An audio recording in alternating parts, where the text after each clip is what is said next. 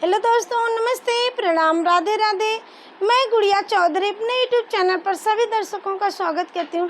आज मैं आप लोग के बीच में लेकर आई हूँ बहुत ही मज़ेदार कजरी गीत है और इसे धान लगवाए भी गीत कहा जाता है, क्योंकि सावन का पावन महीना चल रहा है और इस समय हमारे भोलेनाथ का ही दिन चल रहा है। तो मैं भोलेनाथ की ही कजरी गीत सुनाने चलती हूँ।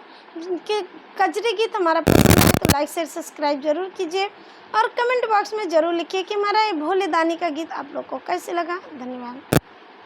कैसे जाए भोले के नगरिया, बदरिया घेरी आई नदी हो। कैसे जाए भोले बाबा के दुअरिया, बदरिया घेरे आई नदी हो। बदरिया घेरे आवे नदी हो। कैसे जाए भोले बाबा के दुअरिया, बदरिया घेरे आवे नदी। एक तो बाटी हम अकेली, कौनो संग न सहेली। एक तो बाटी हम अकेली, कौनो संग न सहेली।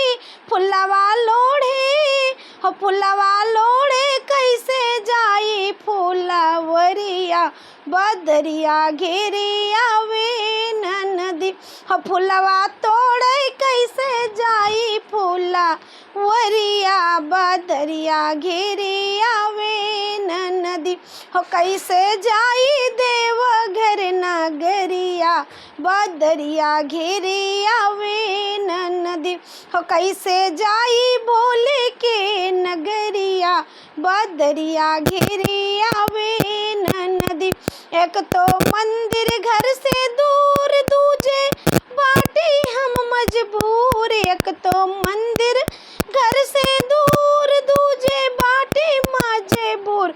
होती जे सास ससुर, होती जे सास ससुर मोरे खड़े हैं दुअरिया, बदरिया घेरे आवे नदी।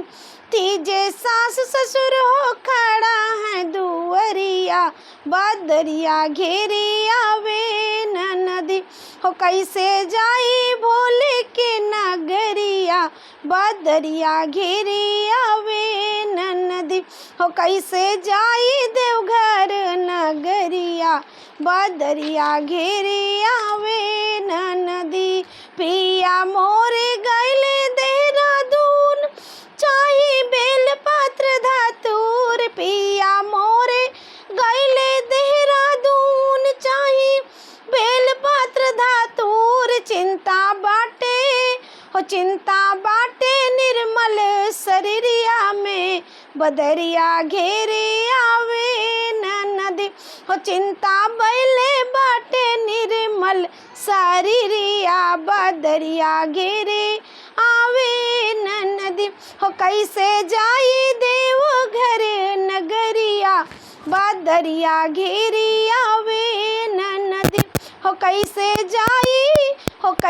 जाई भोले दानी के नगरिया, बदरिया घेरे आवे नदी।